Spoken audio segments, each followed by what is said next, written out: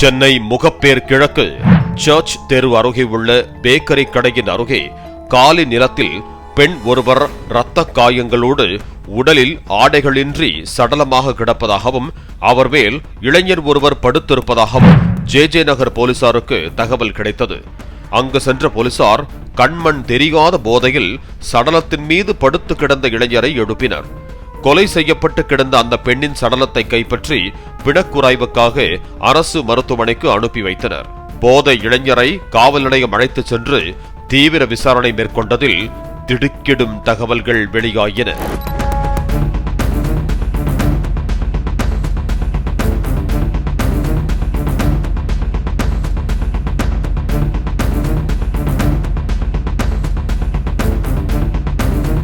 அந்த இளைஞர் மதுரையை பூர்வீகமாக கொண்டு ஷேக் என்பதும் இவருக்கு திருமணமாகி 2 குழந்தைகள் இருப்பதாகவும் குடும்பம் சொந்த ஊரில் உள்ள நிலையில் சென்னை முகப்பேர் பகுதியில் தங்கி பிளம்பர் தொழில் செய்து வந்ததும் தெரிய வந்தது.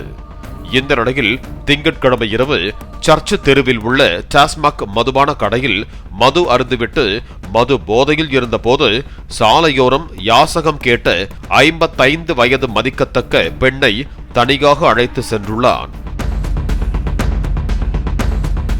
அந்த பெண்ணை கட்டாயப்படுத்தி மதுகுடிக்க வைத்த நிலையில் உறவுக்கு அழைத்துள்ளார். அந்த பெண் மறுப்பு தெரிவித்ததால் பேக்கரி கடைக்கு அருகே உள்ள ஆளில்லாத இருட்டு பகுதிக்கு பெண்ணை இழுத்துச் சென்று நெஞ்சிலே எட்டி உதைத்திருக்கிறார்.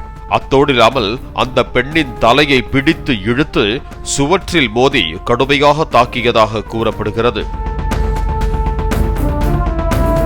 இதில் படுகாயமடைந்த அந்த பெண் இரத்த வெள்ளத்தில் கீழே சரிந்து சம்பவ இடத்திலேயே பரிதாபமாக பலியானதாக கூறப்படுகிறது. சிறிது நேரத்தில் அங்கிருந்து சென்ற ஷேக் அதிகாலையில் பிளாக்கில் மது வாங்கி அருந்துவிட்டு மீண்டும் அந்த இடத்திற்கு வந்துள்ளான். அங்கு இரத்த வெள்ளத்தில் கிடந்த பெண்ணின் சடலத்துடன் மது போதையில் பாலியல் அத்துமீறலில் ஈடுபட்டதாக கூறப்படுகிறது. அதன் பிறகு அந்த பெண் இறந்தது தெரியாததால் போதை மிகுதியால் சடலத்தின் மேலே படுத்து உறங்கியதும் விசாரணையில் தெரிய வந்தது.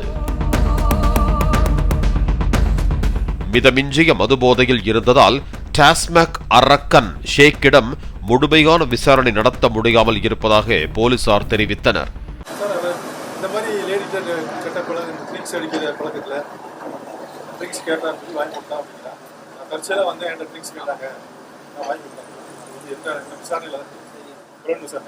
குறிப்பாக சம்பவம் நடைபெற்ற இடத்தில் சுவற்றில் சிதறி கிடந்த இரத்த மாதிரிகளையும் அங்கு கிடந்த மண்வெட்டி கட்டைகள் போன்றவையும் மது பாட்டில்கள் போன்றவற்றையும் தடயவியல் சோதனைக்காக கைப்பற்றி எடுத்துச் சென்றனர்.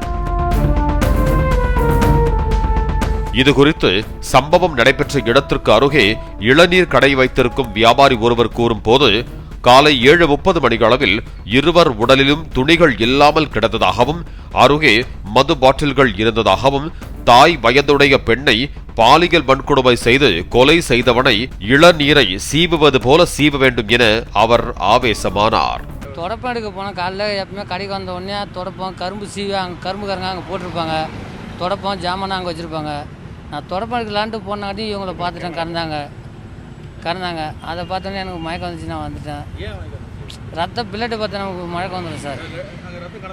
ரத்தம் கொஞ்சம் இந்த முன்னாடியே கறந்தது. துணிமணி இப்படி எரிஞ்சு கறந்து ஒரு பாட்டில் போலே கறந்தது. ரத்தம் திட்டாந்தது. அதை பார்த்தோன்னே எனக்கு மயக்கம் வர போல வந்துச்சு.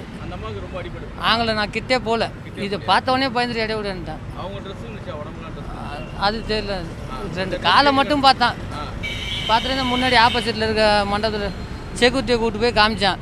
அங்கே பாருங்கண்ணா அப்படின்னு காமிச்சான். அப்புறம் அங்கே பார்த்தாங்க. 2 பேரும் அங்கே நிறுவனமாக இருந்ததை பார்த்தான். தம்பி அங்கே தொடையிட்ட கறந்த போல இப்படியே கறந்தான் போதையில். அதான் தெரியும். நான் பார்த்தேன் 2 பேருமே அங்கே தலை அப்படி இருக்குது. அங்கே தொடையில் உயிர் நல்லிட்டு வந்து இவன் இப்படி கறந்தான். இப்படி அந்த அம்மா மேலே படுத்துருந்தான். பிளட் அங்கே பார்க்கல. நான் தான் இங்கே நின்னே பார்த்தேன்ல சார். நான் நேற்று தான் பார்த்தது. இந்த கொடி இந்த கம்பத்தில் உட்காந்துருந்தாங்க. ஆமாம், நேற்று பார்த்தேன். நேற்று போயிருக்கேன். இங்கே தான் வந்தாங்க. அங்கே பிச்சை எடுக்கிறோம் சார். அங்கே என்ன சார் பார்த்தது நமக்கே ஒரு மாதிரி ஆயிடுச்சு. பெத்த தாய் போல இது அந்த மாதிரி செஞ்சிடானேன்னு நினைக்கிறேன். ஒரு 26 வயசா இருக்கும்.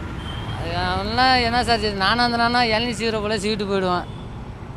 என்ன தண்டனை கொடுக்குன்னு நினைக்கிறீங்க? அவனுக்கு நீங்கள் என்ன கவர்மெண்ட்டில் என்னென்ன தண்டனை நினைக்கிறா அது கொடுங்க.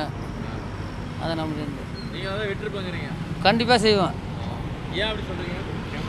தாயை அதுக்கு அவன் தாய்கிட்டே போயிடலாம் சார். அவன் அந்த மாதிரி செஞ்சது அவன் தாய்கிட்டே போயிடலாம் அவன். பாலிமர் செய்திகளுக்காக செய்தியாளர் கதிரவன்.